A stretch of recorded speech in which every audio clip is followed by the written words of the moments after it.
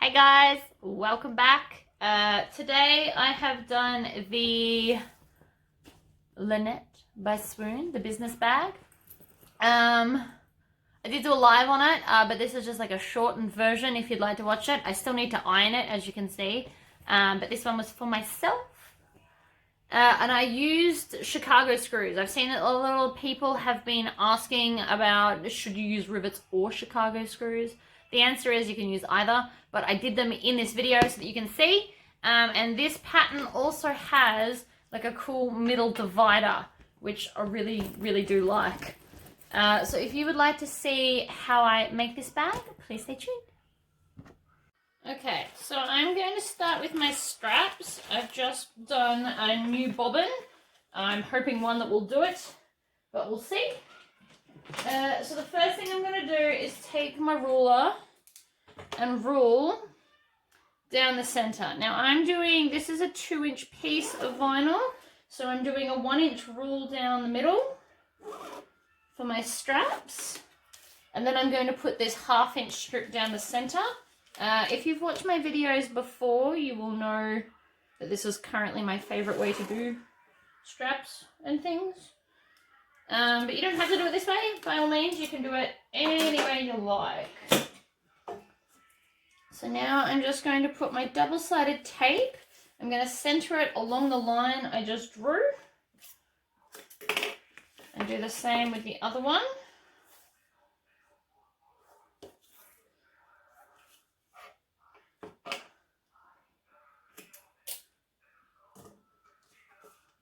And then just peel off the backing of the sticky tape,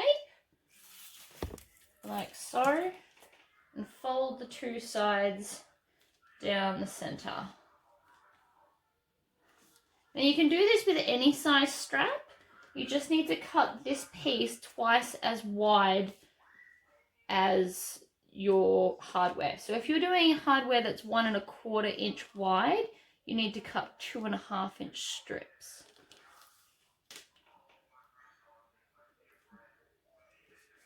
So we're just going to stick along. I still haven't quite mastered the both sides at once thing. I've seen other people do it and it's awesome, but I'm just not quite there.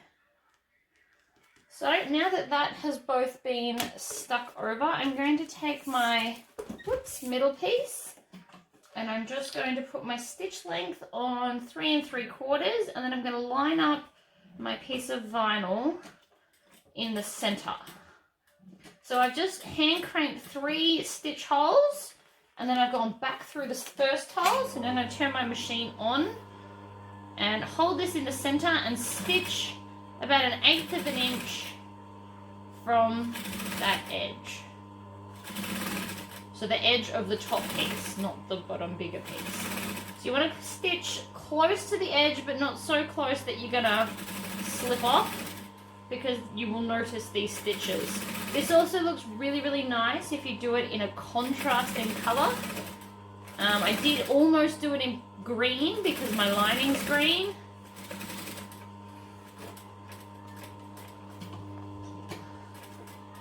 Or black would have looked really nice with this as well. But I do a lot of black, so I thought I'd switch it up.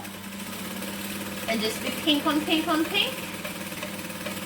Now the second side's always faster because it has been stuck down already. So that's one piece. So then I've deliberately kept this as a whole thing, so I'm just going to trim off the edge in line with the end. And so then we have one really nice strap. So we'll pop that aside. I've just got to pop down and grab my other strap that fell on the floor because these things happen. Hold on 1 second. Sorry about that. I could hear my dogs up to no good, so I just had to pause the video, kick them out, and shut the door. Okay, so second strap.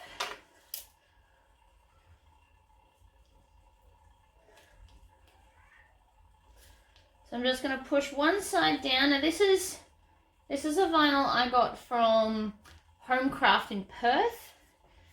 So I'm trialing it out. It is like a patent shiny vinyl with like quilting stitches kind of embossed into it, which I thought was really, really cute. And apparently it comes in like a whole bunch of colors, so I can get it in red and black and all of that.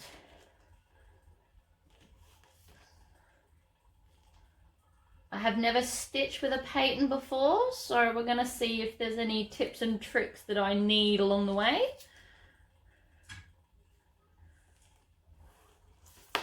Okay, so now I'm going to grab the rest of that strip. And the main reason I cut it as a whole strip is because I cut it from my straight edge of my vinyl. So I keep one, when I buy lengths of it, I keep one edge cutting for straight strips. So handles and straps and things. And then the other end I cut all of my shapes from. And because it's only a 1/2 inch strip, I thought I'd just cut the whole strip. And I can always use the leftover little bit for something else later on, depending on how much is left. Okay, so again, I'm just centering it. Now, if you're not confident enough to center this with your fingers, you can just put another piece of double-sided tape down the center and then stick it on. I would, however, recommend getting a skinnier double-sided tape, so like a 6mm or less. In Australia, Spotlight sell the skinny ones. I'm not sure. I assume Joann's in America does, since they are like the craft store.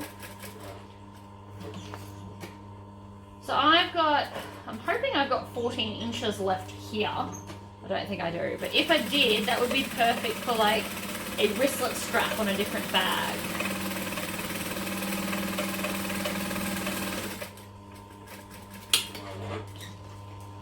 So I haven't lengthened these straps either. I've actually just done what the pattern says, which is not like me. And I'm just going to use a lighter to melt those ends down so that they weren't sticking up. And then I just take my good chopping scissors and chop off that excess. So there's only 8 inches, so that'll just go into the bin for that. So now that our straps are done, we're going to pop those aside and we're going to grab our main outside panels. So on these panels, this is actually just a very, very lightweight kind of suiting. You can't really see it, but it's got a shininess to the fabric, which I thought was just amazing and I needed to have it. So then I have interfaced it with Formfuse 1600, which is an extra heavy non-woven iron-on, and then this piece is the bag foam.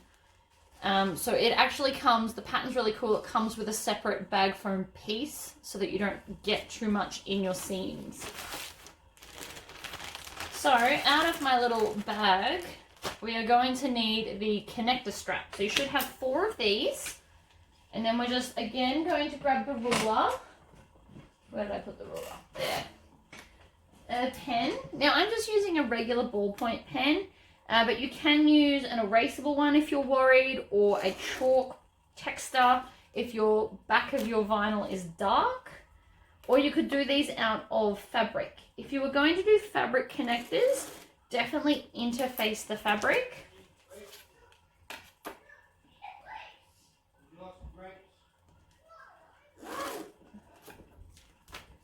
Possibly should have ruled all these lines before I started the video, but that's okay.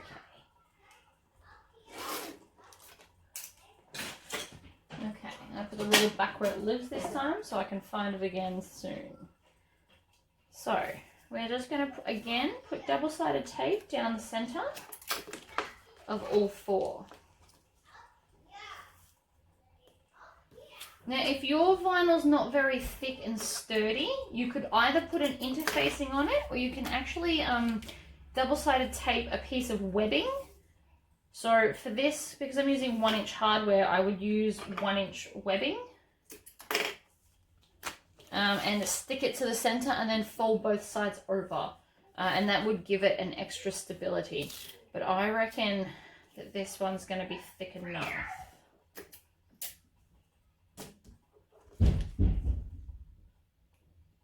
Okay, so peel off the backing, pop it in the bin.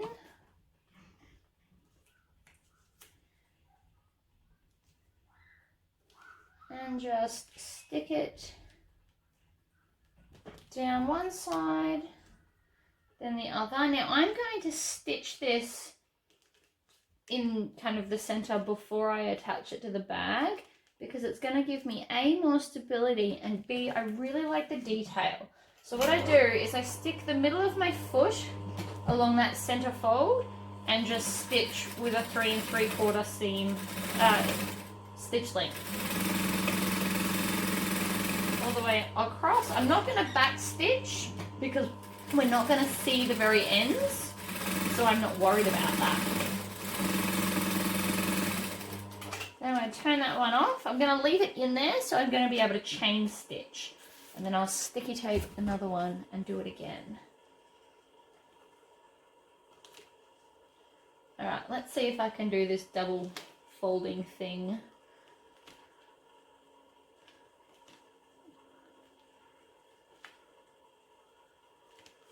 Oh, that was actually pretty quick. Alright, next one. So again, we're just going to start right where we left off. I'm not going to chop off that other one.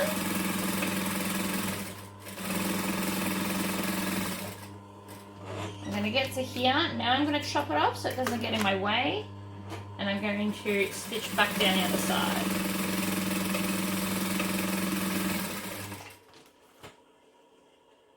Now, when I'm not recording a video, I wouldn't turn the machine off all the time. But because I have a rotary motor, you can hear it. So I just personally think it's probably better not to have it constantly on for you guys.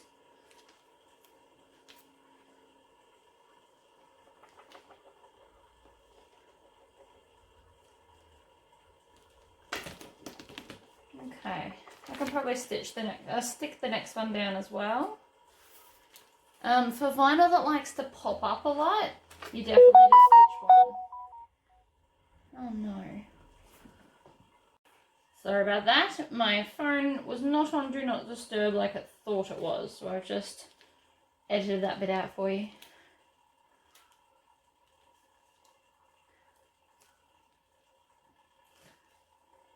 Alright, so every time I record a video, I say I'm going to do this off camera, and I always forget.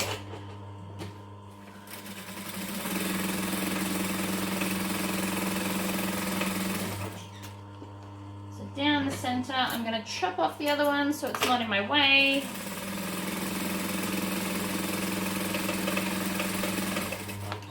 And then pop the next one in.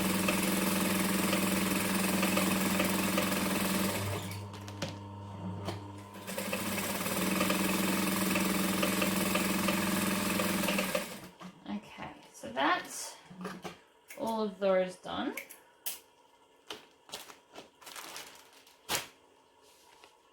So now I'm going to grab one of my outsides. I'm going to grab a texter and some scissors, and I'll also need a ruler. So the first thing I'm going to do is fold this in half and put a little nick in the fabric so that I know where the center is.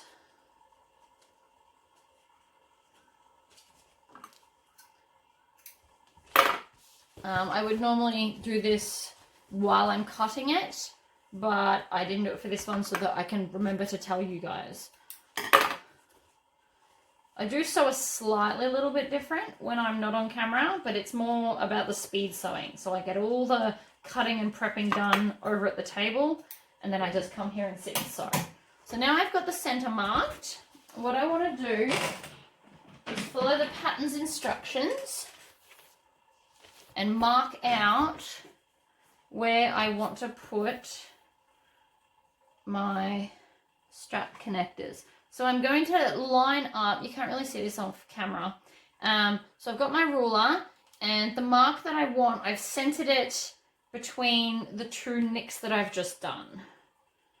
And so then I want to go up. These are, okay, so I want to go up. I actually altered this a little bit. I don't have my strap connectors as high because I'm personally, I just didn't want them as high. I wanted to show off more bag. So mine are only going up 10 inches. And I'm using my air erasable pen so that after I've connected them, I can just go and shoot a shot of steam Well, actually, I probably do it at the end of the bag. But basically shoot it with a shot of steam, and then that will eliminate all of the lines for me.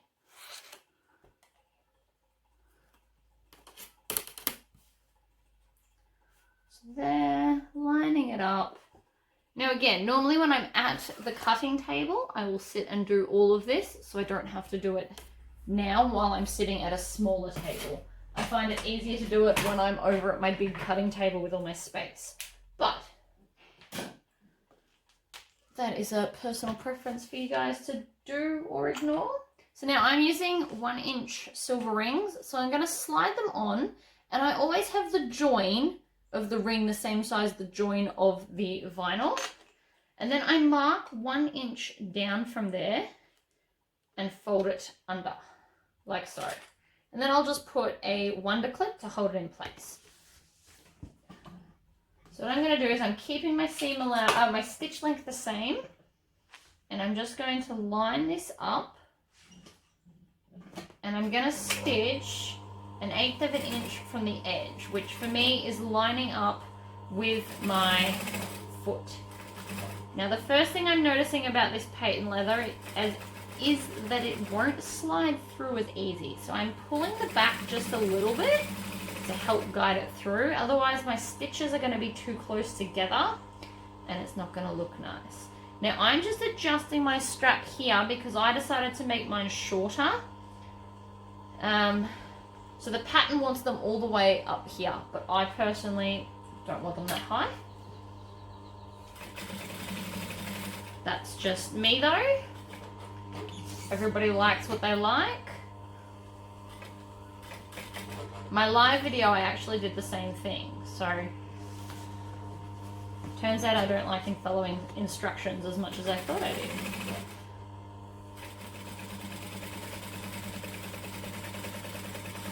So I'm just stitching slowly because I am pulling that a little bit. So that's the first thing I'm going to say about the patent, is that it is like a next level sticky as far as sticking to my Teflon foot. So this is a Teflon foot. So for those that have never made bags and are just entering the world, welcome. You will need a Teflon foot if you want to be working with vinyl. So I'm going to be smart this time and just move it down the full amount. And then again, so I'm going to line it up with the edge.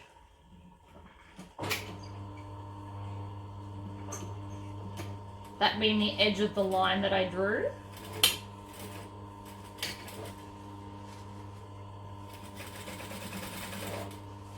And then I'm just going to help feed this through because of the thickness and how much it doesn't want to play ball. Oh, not the thickness, the stickiness of the paint. So if I was to use, next time I use this leather or vinyl, I will be using this machine over here. It's hard to point in a window thing. So that I can have the walking foot to pull this properly for me.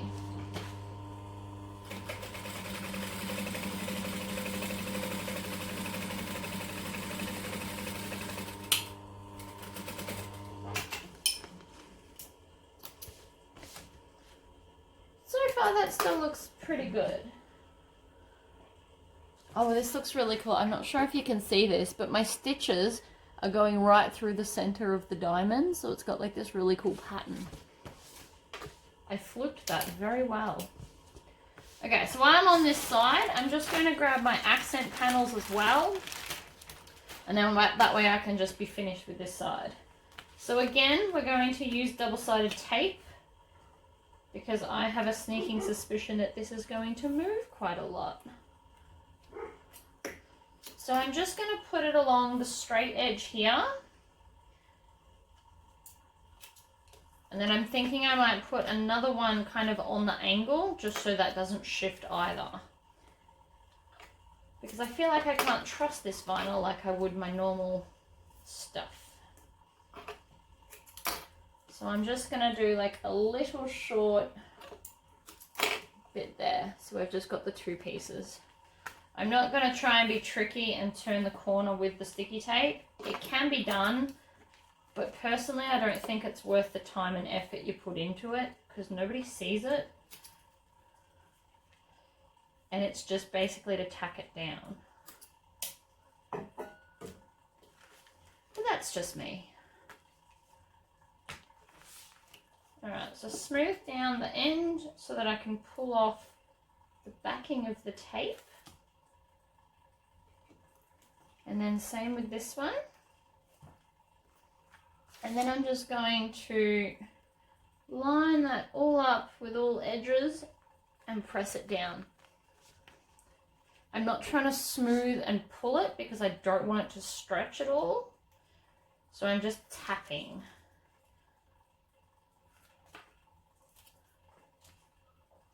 And then the same with this one. So I'm going to line that all up with all the edges and just press, so you can't see what I'm doing. Just press it down.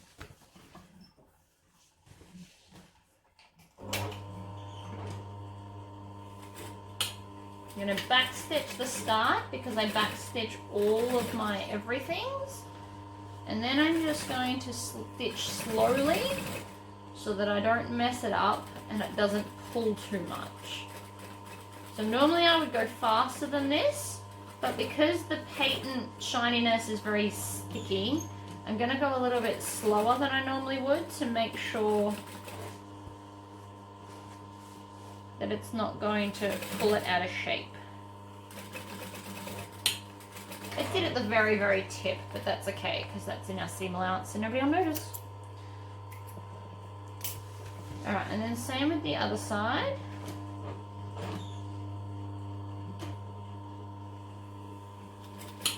Back stitch a little bit.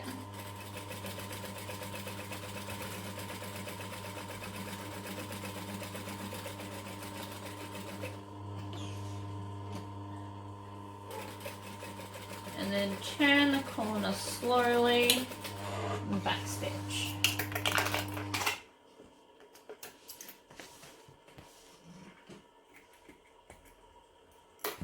So there's one side done.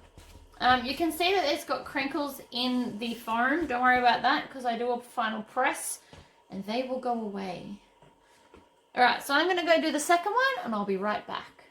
Alright, so another little point that I figured out while I was sewing this side, because a lot of people that watch me, you guys, use domestic machines, I'm actually sewing from this way to stop having such a bulk in my throat of my machine. So the first one I did, I sewed from the other way, so I had the bulk here. This one, I opted to sew both of them with the bulk out, which I have actually found a little bit easier considering that this is very, very sticky. I actually do not recommend using this vinyl, the patent vinyl, or leather probably. I don't know how sticky the patent leather is, but patent vinyl I would not be doing on this machine. So all the rest of this that I've got, it will all be sewn on that machine. But anyway, so there's my second side done. So now what I want to do is I want to grab, no, I'm going to do something that the pattern doesn't have, and I'm going to put Chicago screws in. So for anybody that doesn't know what Chicago screws are, they are an alternative to rivets. So if you don't want to have to buy a big cam press, or you don't have the space, or you don't think you'll make that many bags, you can get these things called Chicago screws. So they're quite literally a flat head screw on the back, and then it's got like a posty part, and you just put it in and screw. So the ones I'm using have got little spikes on them, because I'm going for a bit of an edgier look with my bag. So what I'm going to do is I'm going to fold over this so that I can get my hole punch in. And then I'm just going to punch a hole in between all of my stitching. I don't want to punch a hole through my stitching because that will unravel it. So I'm just going to fold up the bag foam, or roll it up is probably more what I did, and then punch a hole. And then that hole will be able to fit the Chicago screw. So the only thing that you do need for these is a screwdriver of some description. You don't want it too big and you don't want it too small. Too small, it obviously won't twist and it'll just be painful, and too big, it'll get in the way. So the one I'm using today is actually in my Leatherman. So what you want to do is you want to unscrew them. And so you always want to put the end that's got the screw on the back, because the idea is not that we undo these ever. So now that I've poked that through, I'm going to take my top and I'm going to start hand screwing it on just a little bit till it catches, because the catching it part's the hard bit. And the reason I never do these in lives is because I struggle with Chicago screws. So I'm hoping that this is caught. So I'm holding the Chicago screw with my 2 fingers, and then I'm screwing from the back. And that has caught, because eventually it will get too tight to continue screwing. And then that's when you know it's in. You don't want to leave them loose. You do want to make them as tight as you can, because that will lock them in and they won't fall out in the future. So there is my very cool spike. So again, I'm going to undo this one. I also leave mine in a drawer connected, because I just find that easier personally. So we poke it up from the back like so, and you just want to make sure it is poking out, because that will be easier. If they're flush with your stuff, you will still be able to get them on, but you are going to struggle.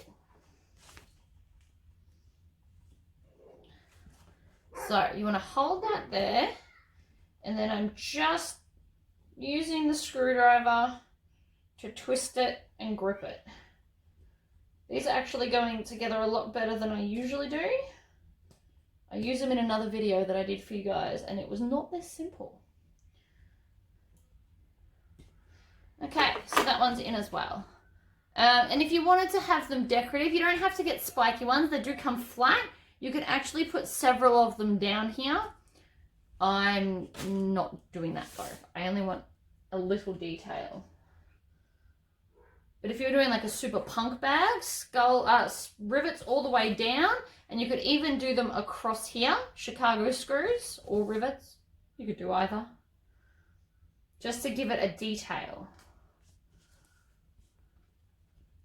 But yeah, I do like Chicago screws. I just find that sometimes, not today apparently, but sometimes I really struggle to put them on. They just don't play ball. Although, so this is exactly, which is a fluke, the same width as the Chicago screw backing.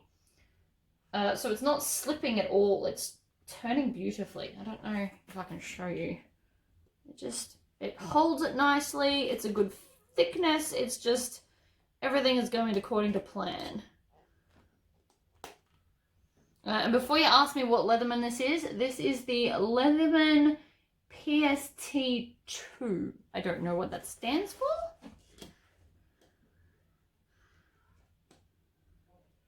Okay, so there's the third one. Lucky last.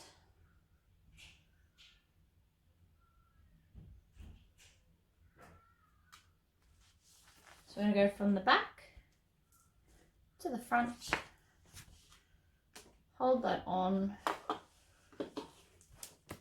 And then push and twist. I have seen little handheld electric screwdrivers, just little ones. They would also be really handy if you were going to do a lot of these, because eventually this would make my wrist hurt, I think. Like if I was going to put them all the way down and all the way across, I think my wrist would definitely hurt. So I would want an electric one, which I might look and see what Bunnings has. Okay, so now our front and our back are done. What you want to do is you want to grab your pattern piece that's got the marks on it, and we're going to transfer these zipper placement marks. And I'm going to transfer them with, not that, a friction pen, so that if I do them too far, I can just erase them and nobody's going to see them in the future. Okay, so I'm just doing a little mark. It's just so that I know where I've got to start and stop my zip. Now, if you've watched my live already, you'll know that I totally botched this zip. So I'm going to learn from my mistake and do better.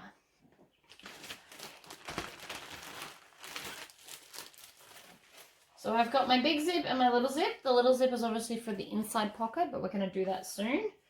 First thing I'm going to do is separate the zip. Okay. So now you want to decide, so I'm going to take my front piece and I want to be able to zip from this side to that side. So first thing I'm going to do is pull my zip so it's a right angle, like so. I'm not sure if you're going to be able to see this.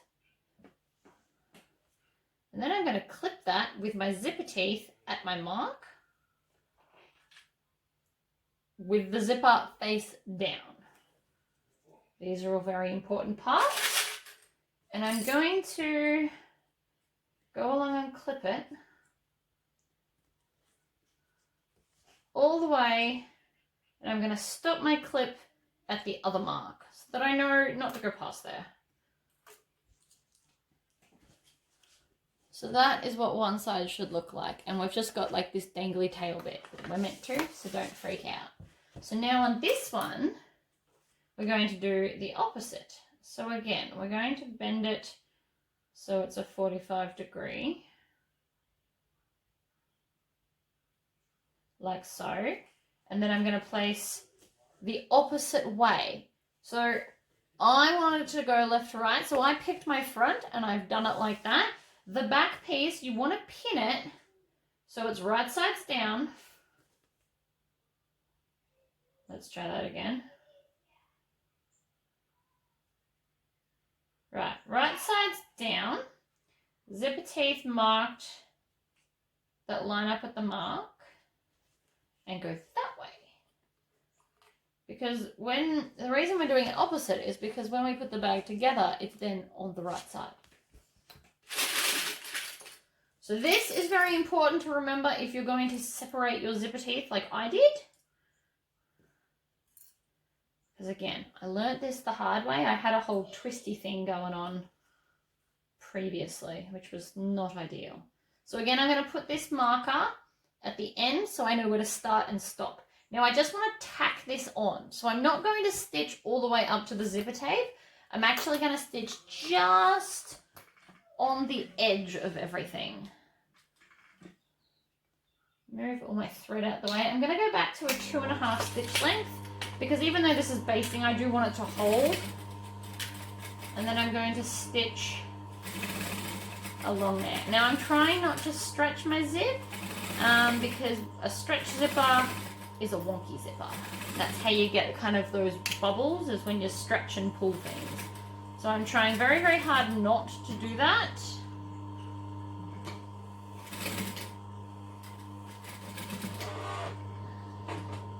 And I am actually just going to sew over the end of those teeth. Even though it will be my seam allowance, I want to make sure that there is no chance that that's going to slip off with a zipper. So that's what one side looks like. So I have just basted it. There's quite a lot of zipper tape still showing. That's because I haven't put my other piece on yet. And so then I'm going to do the same to this end, but I'm going to start at the zipper teeth end that I'm going to sew over.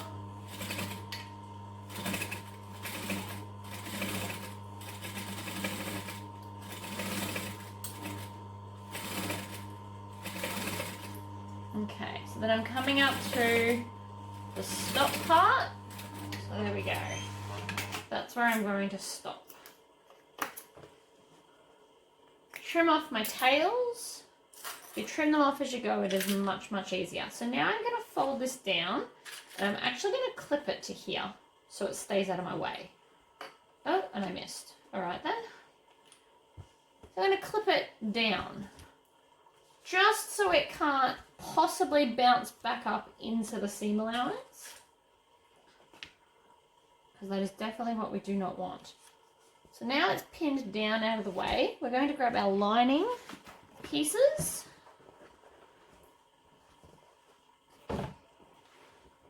And we're going to pin them right sides together along the whole top edge.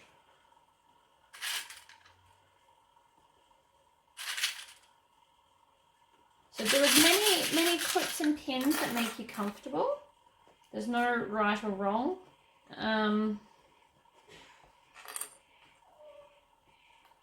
I actually don't think I need as many as I'm using because my stuff is already quite firm, so I don't think it's going to slip too much. So that's one side. I'm going to do both sides at the same time.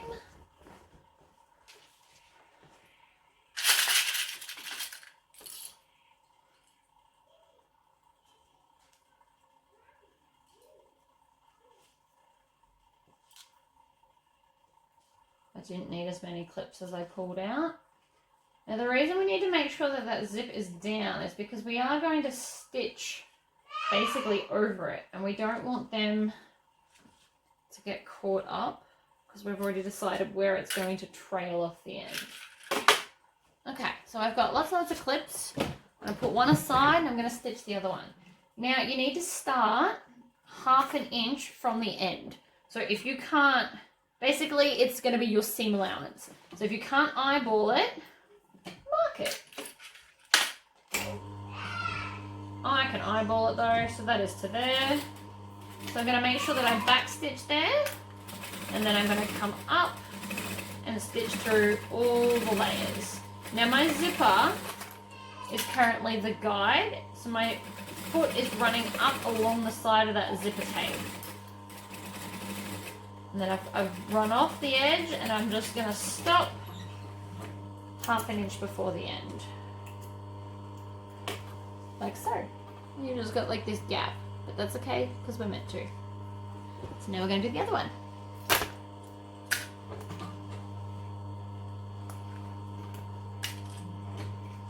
Yep. That's a video habit because I always turn my machine off.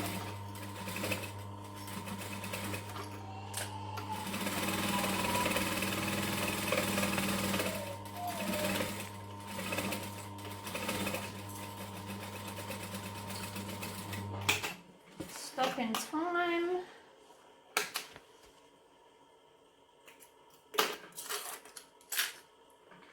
Awesome. So if you need to check, you can just come and have a look and make sure that your zip is looking lovely.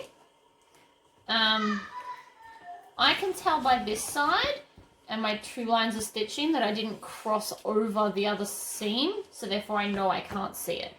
So those 2 are now happy days. So I'm gonna grab my outside base. Now I'm not going to use feet because I just don't want to. And the little nicks that you took out in these corners here, so on your pattern you've got the little nicks, they are going to line up with the base stabilizer. So that is where you're going to start and stop stitching to. So I'm just going to clip this on. Not that I think that it moves. It is a very, very sticky vinyl, and it's currently sticking to itself over here.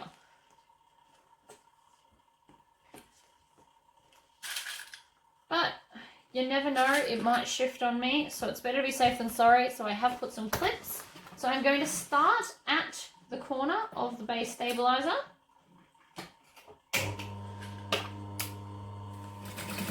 I'm going to back stitch because we always back stitch, and then I'm just going to sew the whole way along there.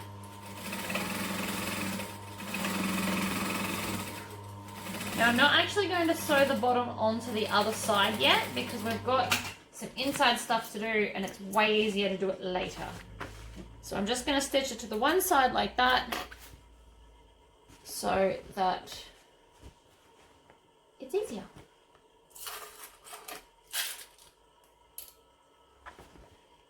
Okay, I'm just going to go to the toilet and then I'll be right back. Okay, I'm back. So we're going to grab our zipper and a zipper head, and we are not going to fall for what I usually fall for. I'm going to remember to put my zipper head on. Okay, so now that that's on, we're going to stitch our ends. Now, I do my ends a little bit differently to normal patterns. So what I do is I grab, instead of having one piece that I have to double fold, I will just grab 2 pieces of fabric like this, and I'm going to stitch across there and then peel them back. So I've got the right sides of the fabric facing the zip, and then I'm just going to stitch along, because I find holding the whole everything is just too much for me. You have to iron the exact amount under, otherwise it doesn't fit. So I've now got the front and the back is covered and my zip is on. So again, I'm going to do the same thing here. You'll notice that these aren't even overly square because we're going to stitch it into everything anyway. It won't really matter. If you want to, you can top stitch these. So you just pull them back and then top stitch them so that they're together. In fact, let's do it just because. So I just do 1/4 inch from the end, stitch down, grab the other end. You can chain stitch this, and there you go. And then just trim off your tails, separate them. Voila, one zipper.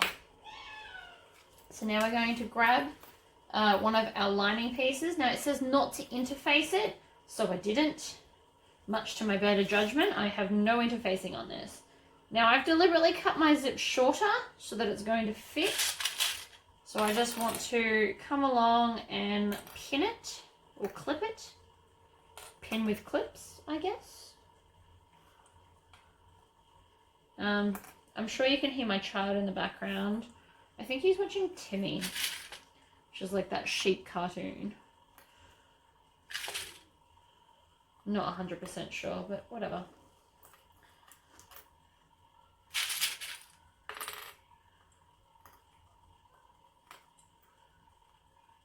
Alright, so I've got all my clips on. So I've got my lining facing up, my zipper facing up, and now I'm going to take one of these glorious top pieces and put it face down.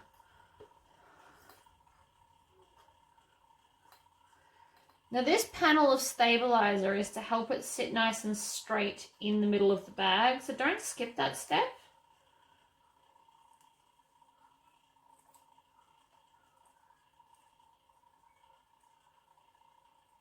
So I've just added it into my already clips. I find it easier to do it that way than trying to do 3 at once. Feel free to ignore it and do it your own way, but that's just what I have found works best for me. Now I'm going to stitch along. And then when I get close to where that zipper head is, I'm going to put my needle down, lift my foot up, and move the zip out of the way so that I still get a nice, clean, crisp stitch. And it won't be all wobbly. Okay, so then I'm going to put my stitch length up to 3 3/4, and I'm going to pull both the lining back and the top layer, and then I'm going to top stitch 1/4 inch along there to hold everything nice and away from the zipper. So you just want to make sure that your lining piece is pulled down, and then I'm just going to finger crease the top because that's the one with the interfacing. Now the interfacing that I used again is the Formfuse 1600. I'm going to see if I can get a glorious supplier of it, and then I will put it on my website for you guys if you're in Australia. America has a lot of other options. Okay, so now that's one is done.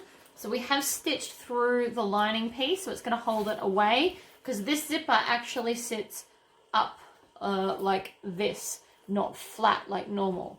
So if we stitch that one, it's not going to get caught at all. So now we're going to do the same to the other side. So again, center up your piece. You should have even amount of fabric past your zipper on both ends to make sure that it's in the middle. Another way to find the middle is fold it in half and clip it. You would also mark or clip the zipper as well for that to work for you.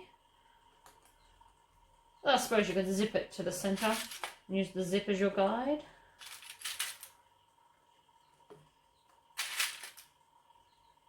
Okay.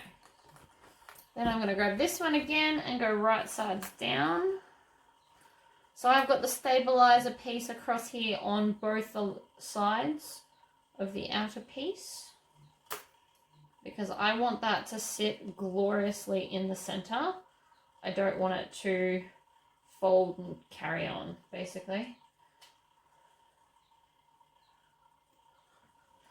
Okay. So again, back to the 2.5 stitch length, because that's a nice joining length.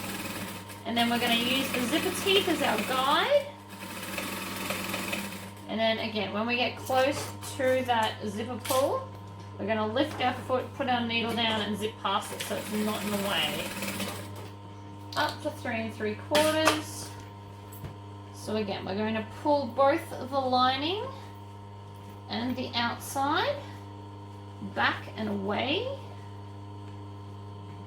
And then top stitch at 1/8 of an inch with a 3 3/4 stitch length. You can do any stitch length you want, really. I find 2's not quite decorative enough for me. It looks a little bit too, I'm trying to join you, as opposed to I'm pretty.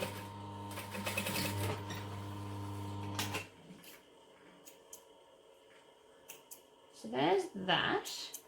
So now I can go ahead and chop off this extra fabric I've got at the tab there, because that's not a big deal to me. And so now the pattern says unzip your zip, and we're going to join this bottom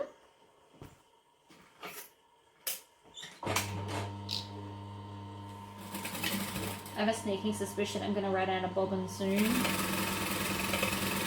It just sounds like it.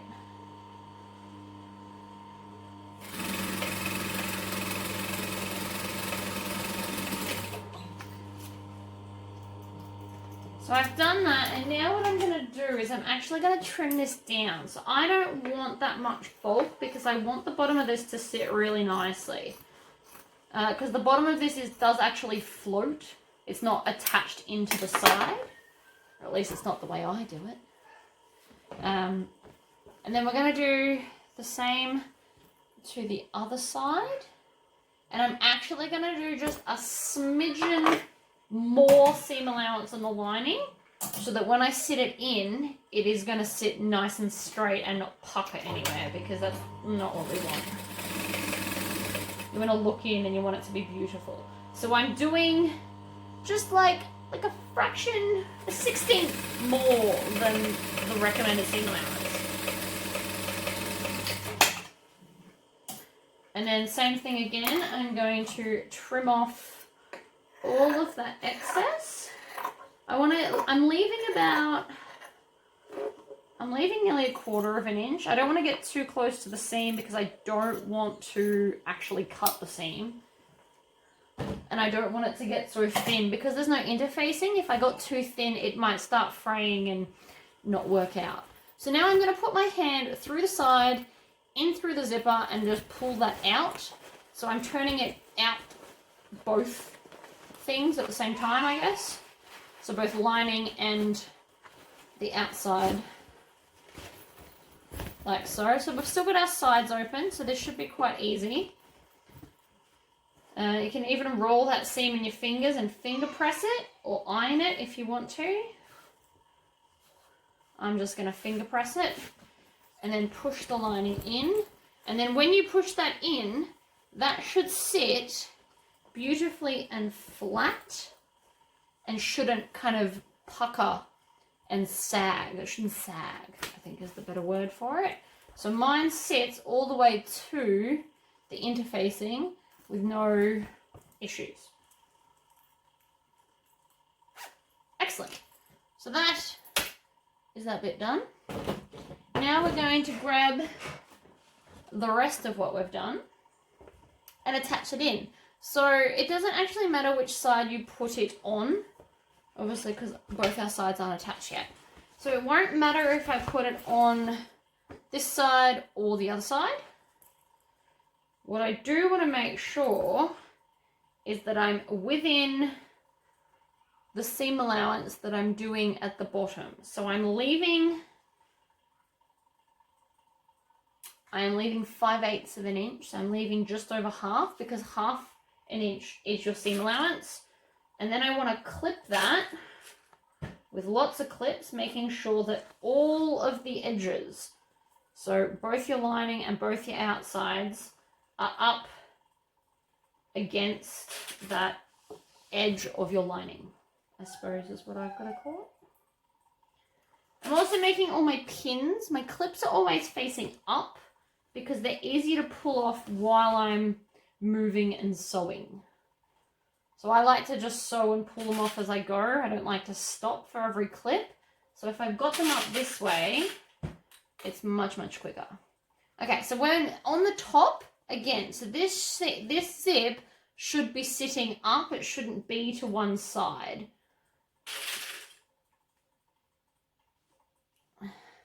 So I don't know if you can see that, but it's not sitting flat. It's sitting nice and up. Now I'm going to stitch one side and then clip the other one. And you'll see why when you make it. So I'm just basting within the seam allowance. So I'm only doing probably 1/4 of an inch from the edge. I don't want to do so little it misses, but I want to make sure I've done, I don't want to get it and see this seam when I finish the bag. I dropped the clip, but that's okay. So you'll notice that your pocket is shorter than the bag, and that is normal. Because the bag curves at the edges, it will come in at the sides. So the pocket is the right size. So don't freak out when you're like, oh my God, it's way too short. I promise it's not. Just keep going. All right, so then we're gonna go again. I'm going to do the same 5/8 on this end as I did on the other. And again, I'm going to clip with my clips facing up, making sure I'm getting all of those many layers. Now, if you're struggling to do this many layers, stitch the sides, like baste it before you were trying to attach it to your lining of your bag.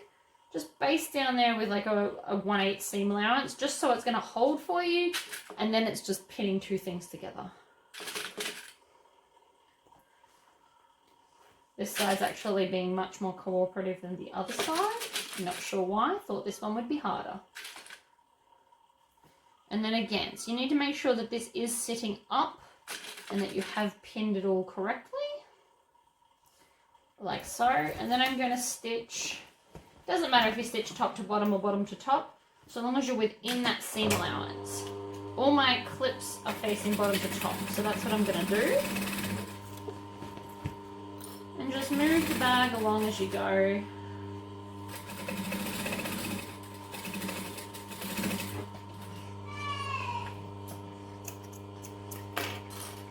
Perfect.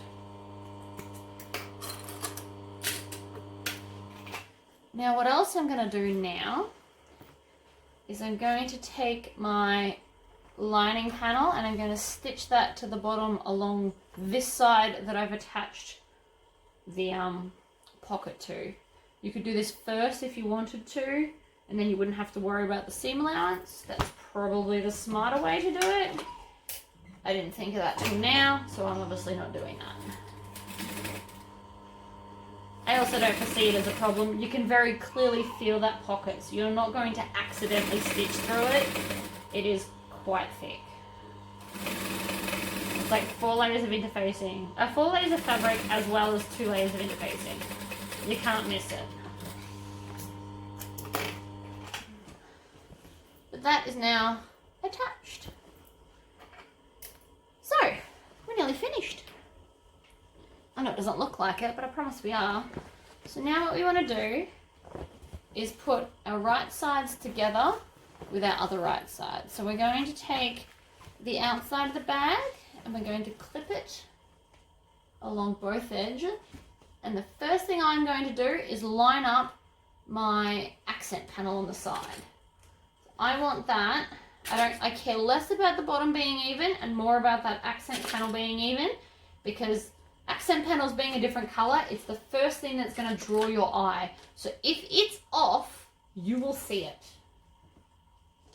Your customers will see it. Your friends will see it. And while it's not a huge deal, if you can avoid it, I highly recommend you do so. So then I'm going to come up to all of these joins and I'm going to make sure that because we started half an inch back, I want that back there to line up beautifully. So I'm going to put a clip in it, or a pin, whatever you're using. And then we're going to do down this side. Now again, I'm just going to do one side at a time because of that center pocket. I don't want it pulling more than is necessary. So it's gonna pull for the other side, but if I can get one side that doesn't, that's gonna be the easier side. And that's what I'm interested in, really. And yes, I'm aware I have not put my zipper on the outside. We don't do that to the end because we don't need to. Okay, so seam allowance. And off we go. Back stitch. Stitch along. I'm also making sure that I'm keeping an eye on my bobbin because I feel like it's about to finish on me. Now, if you lined up your end finish points for your top stitching before, you can tell from the top when you're in line with it because you can see the stitches on top. And then I'm just going to lift and pivot and then go back out the other side. I'm also going to back stitch there because I feel like that's going to be a bit of a stress point for the bag and I do not want it breaking. That will not be ideal. Also make sure you've got a lot of room off your table as this is quite a large bag and the way you stitch it is large. No other way to put it. It's just large and it keeps knocking things on the floor, which I'm lucky that you guys can't see. Okay, so that's now one whole side done. Now we're going to switch to the other side. So I'm going to start again with my accent panel at the top here.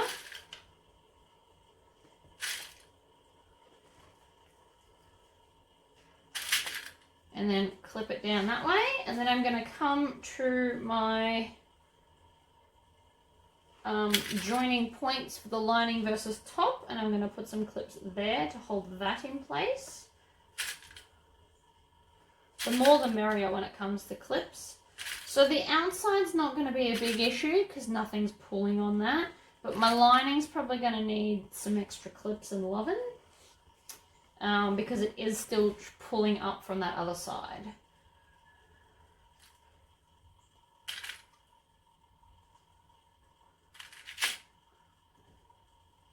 I actually didn't think I wanted one of these bags until I made it. And now I have to have one. So mine's literally the second one I'm making. Custom designed for me. Alright, so again, we've got lots of clips. Don't worry that this is all crinkled and having issues because it won't be for long. I promise.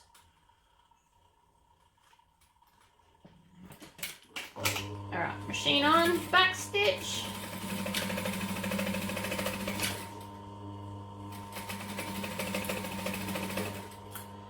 And again, we're making sure we come up and meet those seams.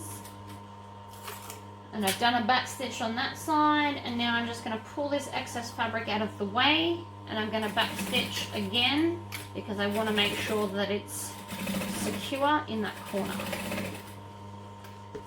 And again, it's hitting my table, so I just have to adjust a little bit. Oh, and I just ran out of bobbin thread. I knew it was coming.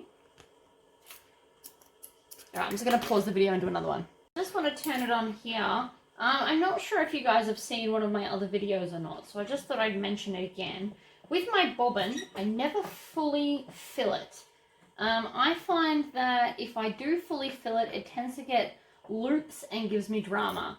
So I'm not sure if you can see, but it's not all the way full. I'm probably like a couple of rounds off, so that when I put it in, hopefully it's not, well, not hopefully, it won't loop and cause me issues. I used to let this thing turn it off for me because it clicks when it's full.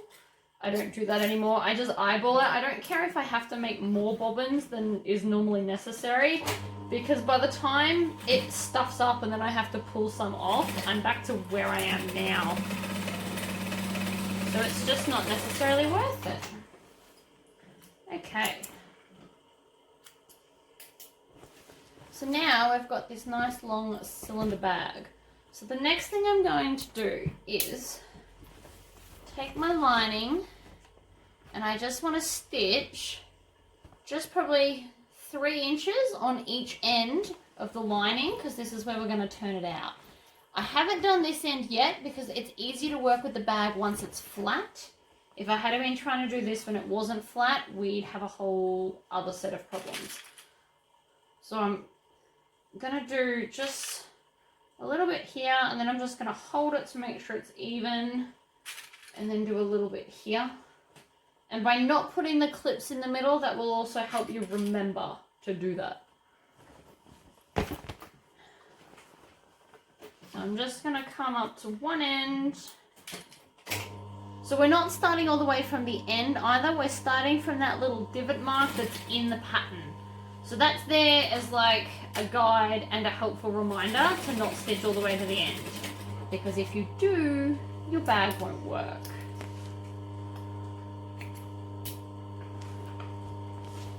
Your bag base. Your bag will still be a functional bag, it just won't look as cool, I guess.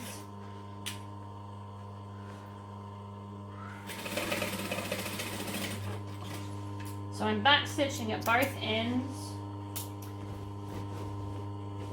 And then I'm going to round off this end and clip that down and then sew that arc shape. It's not quite a semicircle, but it's most definitely an arc. And the little clip that's in the fabric will help that to bend and turn to where you want it. Now I tend to always stitch from the bottom. I just had to think about the way I normally stitch then. You can stitch it from the other way. Now you can also feel the pocket in here. So make sure that we're not stitching over the pocket, because you'll catch that weirdly in the base, and you don't want to do that either. So then we're going to come to the other end and do the same thing. So we're going to chuck some clips in, as many as makes you happy. So it looks like I'm going to do 5. I usually do 1 in the center and then even them out on these sides. So I've got 5 going on. You can stitch it from the top if you prefer. My way is not the only way to sew. Oh, see, I nearly just missed the camera then. So in my live video, I knocked the camera over with this bag, and I nearly just did it again. It is a very large bag. So don't sew up against the wall with this. Angle it out or something. Okay, so that's the base done. Now we're going to come and do this. So this side we're going to stitch all the way.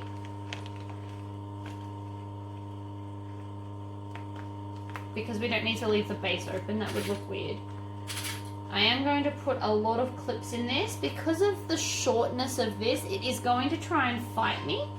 Even though the vinyl is quite sticky, I don't trust it enough to not clip it. So we're going to put a lot of, I'll turn that off. I'm going to invest in a different motor, I think.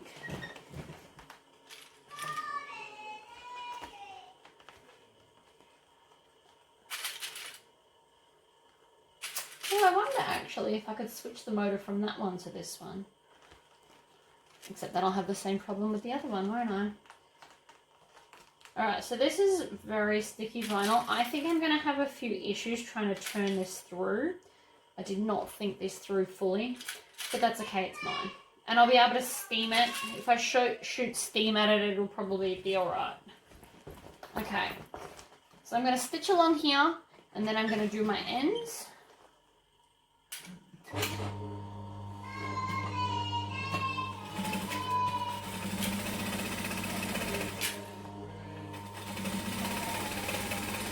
This might also potentially look quite cool with a little bit of piping in the bottom.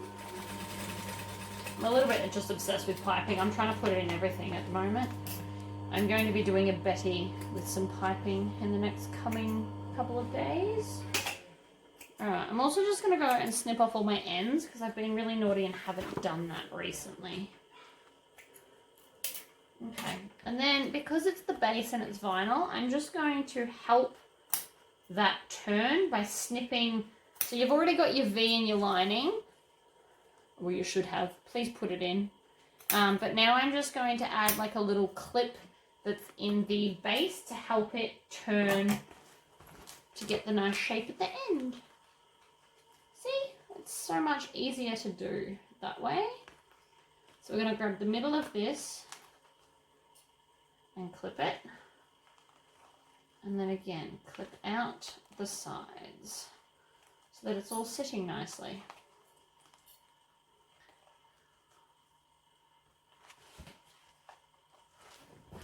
I'm going to clip both ends and then sew them.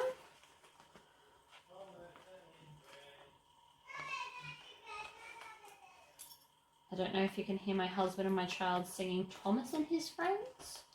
I believe they were watching Thomas the Tank Engine. This week, that's his thing. Okay. Now, because of the bag and the way it's shaped, I actually think this is going to be easier to stitch from the top. So the first thing I'm going to do is kind of pop this out and then bend it back. Oh, you can't really see what I'm doing, but I'm pushing all of this bulk back so that I can get to my base. Now, I think that this bag is going to be easier to stitch the base on with my fancy machine over there, but you obviously don't all have one of them. So I'd also like to prove that you can do it without it. But my orders that I have will be sewn with the other one. Because this is just a very tight, tricky little kind of corner. Bend, arc, whatever word we're using. It's not quite a corner. It's not that it's thick, it's just that it's awkward. So it's the same shape as Lola, the same concept as the Lola bag by Swoon, with the domed kind of cool funky edges, but because it's short and long, there's a lot of bulk getting in my way, and it's tall too. It's just a big bag.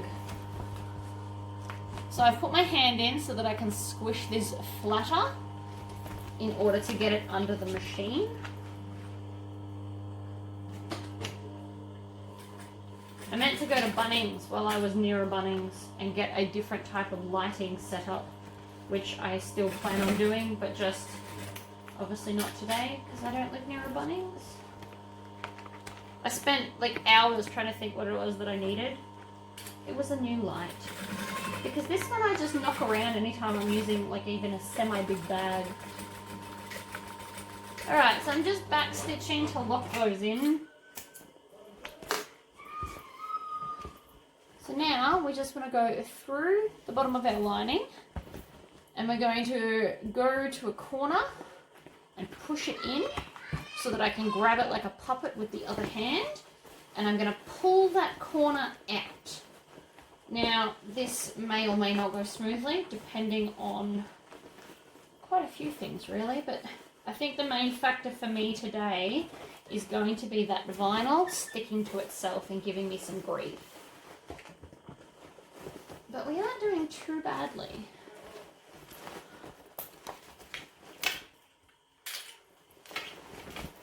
So that's all of that bit out. I'm going to put my hand back in now and push out all of this. So the best way for me to push it is I stand up, I put my hand on the bottom and then pull the bag up around it like that. So I'm going to push out. See? Beautifully matched up right there.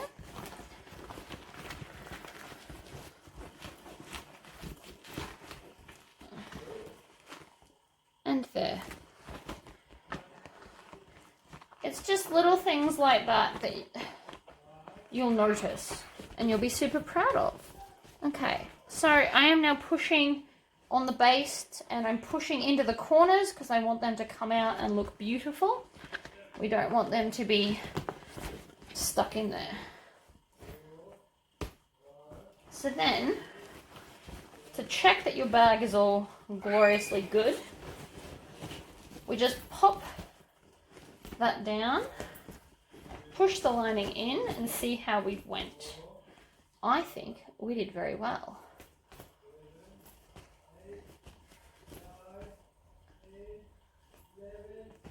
I'm quite happy with that. So now I'm just going to pull out just the lining and I'm going to stitch that bottom closed. Now I'm going to change to a green thread because I don't want this random pink line seen from the bottom. That's not ideal. And then I'm going to have to switch back to the pink thread to do the top stitching. But I personally think it's worth it. You guys just have to watch me do it. Or you could skip ahead. I don't know how much it will be because I haven't made the video yet. Another thing I do that you guys might not know about is I chop off my thread that's in the machine and then I tie the new one on and pull it through so I don't have to rethread the industrial machine all the time. I do not do this on domestics because they are quite easy. You can just hold the thread and go. But these ones, there's like a couple of tricky parts. They're not necessarily tricky. They are most definitely time consuming and I don't like to waste that kind of time. So I don't. I waste less than half a meter of thread and save myself, 2 to 5 minutes. So now I'm just going to, because this is such a large opening, and always leave as big as you can because that was relatively easy to turn the bag through. So now I'm just going to push the raw edges inside and you can stick clips or pins to hold it in place. So you're just folding down your seam allowance. If this part is something that you struggle with because you don't know what your seam allowance is, take a friction texter and rule it on the outside of the fabric so that that's the line that you fold to, because that will be an easier way until your eyes can do a seam allowance just by looking at it. That's a really good way. And then if you do still see the seam at all, you can just iron it away because it's an erasable texture. Or you could use chalk even.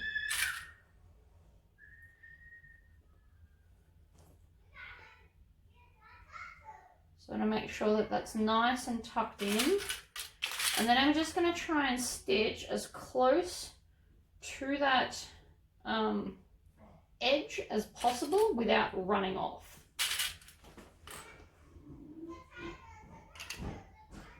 Alright, one more.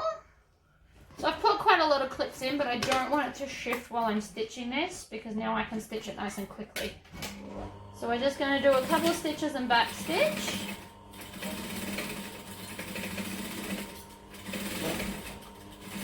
Now a nice little add-on you might want to do for this bag is add a second zipper pocket but in like a wall of the lining. And then you could turn the bag through that and then this seam would be hidden. But I don't think that we're really going to see that from the bottom of this bag. You can barely see it because I did the same colour. If that was pink, it'd stand out. Okay, so I pop that back there and then we're just going to top stitch. And I apologise for my husband singing. I'm sure you can hear it because I can hear it very loudly from here. I'll tell him he's internet famous from singing.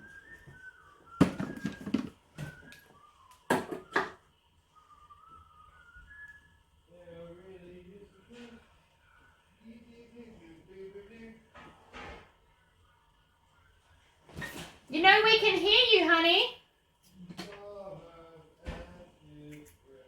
I don't think he can hear me, but that's okay. Alright, so I'm back to pink, and we're just going to do that final top stitch. So make sure you've got enough in your bobbin because you won't want to have to stop and start this. Now you can do it two ways. You can turn the bag inside out and stitch it round like this, but I'm not going to do that. So I'm going to start from this end where there's no zipper tape hanging. And I'm going to start right on that join. And I'm going to stitch a 1/4 inch all the way around. Now the reason I'm not doing more or less is because more would mean I'd potentially catch this, and less you might run off.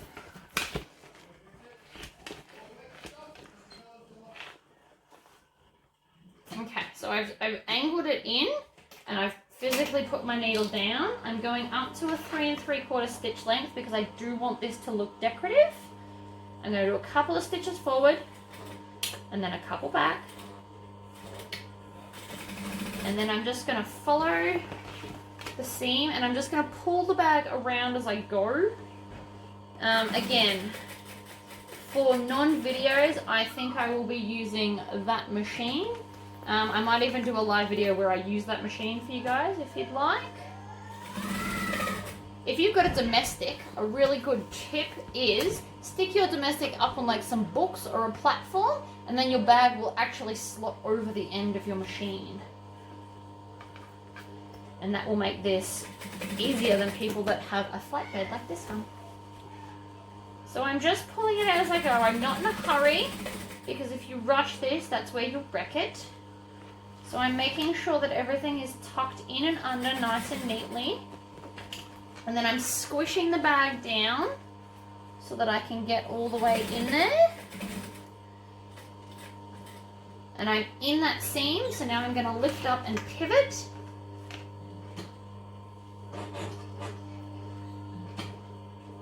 I'm going to make sure that my lining is tucked underneath, like so.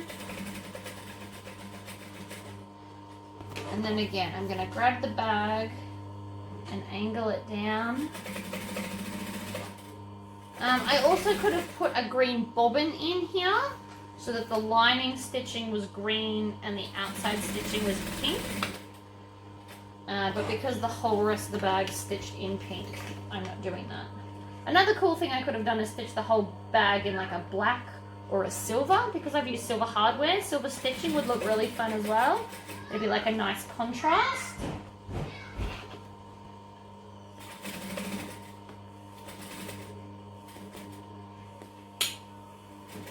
Then we're going to back stitch once we get back to the start.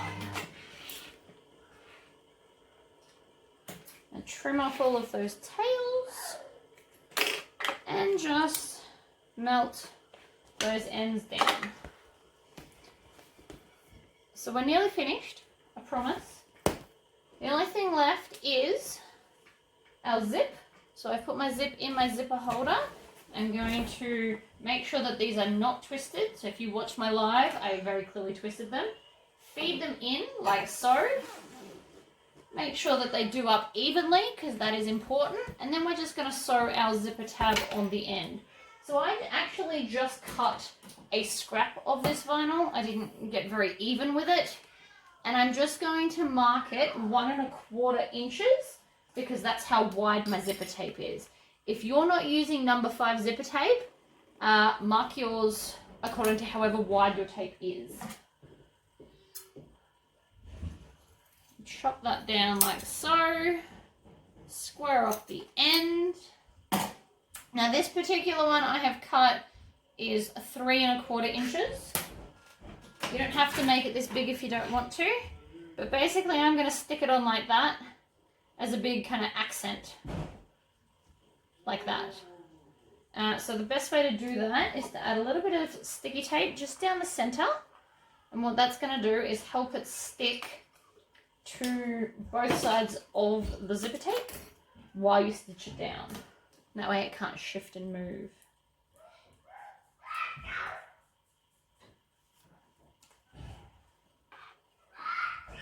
So I'm also not going to put it all the way in. I'm only probably putting it 3/4 inch in, and then the rest is just going to hang off as like a nice featured tab. I want to make sure I'm still 3 3/4 stitch allowance, and I want to make sure that the bottom is lined up with the top. And And so then you can just start from wherever you like. I'm going to do a couple of stitches forward and then back. And I'm doing basically an 1/8 seam allowance. And then we just want to bring the bag around.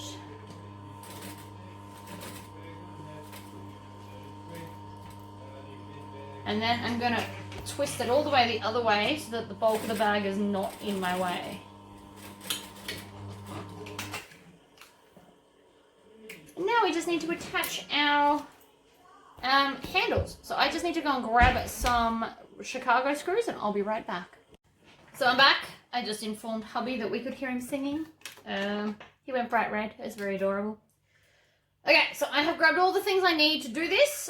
So you need your handles, obviously. I've got a ruler, a pen of some description. I've got my 4 Chicago screws with studs as well, just because I'm keeping with that aesthetic. I've got my screwdriver and a hole punch. So I'm going to mark 1/2 inch up from the end and mark a line. And then I'm going to do 1 inch from that mark.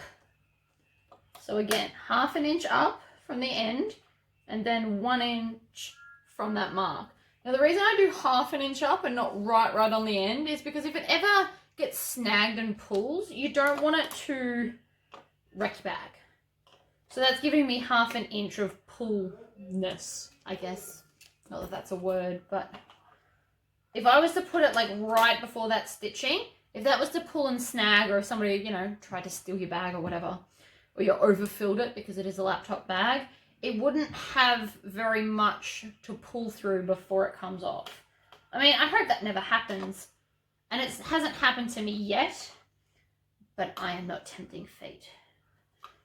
Okay, so I've marked all 4 ends of both straps with they're just like little pen marks right in the center of the stitching. So another good thing about this stitching is it helps you to see the center of your bag. So now I'm just going to punch all of those holes out. Next time I go to Bunnings, I'm also going to get a new hole punch because this one's getting very blunt. That one I didn't even punch through. Hold on. There we go. So yeah, the reason I twist, if your hole punch is ever blunt, if you twist your straps through it, it will eventually pull it through the part that is still cutting. So you will get a little bit more life out of your hole punch. Because I do find that they go pretty blunt pretty quick for me. But that could also be because of how much I do sewing. Alright. So now that's done. So the way I want to put them on the bag is I'm going to go up from the bottom and in like that. So I want my spike to come out the front and I want to put the in from the back. So you want to undo your Chicago screw, probably before you put your strap in, would be a good idea. And we put it up and then I'm going to go through the back there and then fold it over and go through that next hole and then screw the front on. Now again, I think I'm potentially going to have issues, but you never know. So that has actually taken quite quickly, I might add. So you just want to do it as tight as you can. If you leave it too loose, it's going to come undone. But there we go. So there is 1 Chicago screw. So again, we're going to hold it down. I've got a little bit there that's annoying me. So I always do this and then bend it round to make sure that there's no twists or kinks or anything. Because that's also not what we want. And again, I should have undone these before I put that in. So we're going to go through the back. And then we're going to go around the ring and then through your other hole that you've already made. Now, if you're using the thicker hardware, you want to do 1 1/4 inch, not 1 inch mark up from your other thingos, your other mark. So you'd go 1/2 inch from the end and then 1 1/4 up, not just 1, like I did. because that is then too tight around it and you'll really struggle to put rivets or Chicago screws on.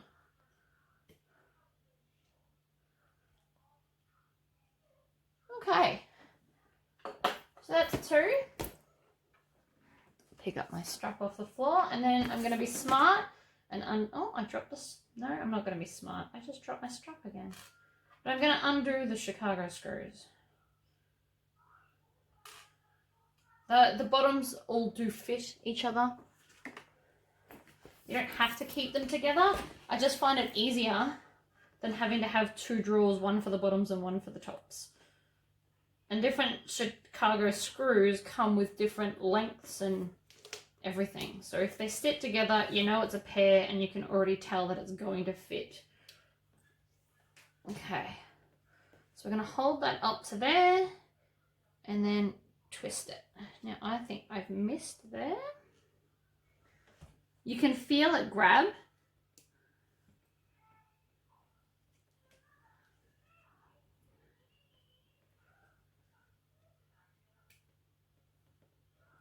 You kind of want to put a little bit of pressure. So I am pushing with this top arm just to make sure that it does grab. I don't have to keep pushing once I can feel it's taken. And you'll be able to tell because it will start sinking into your vinyl. Okay, and so then down, around, from the bottom up, pop a Chicago screw in the back. I always also use my nails to just push around to make sure that it's popped all the way out, because that will help getting the top to hold it. Line it up and then screw.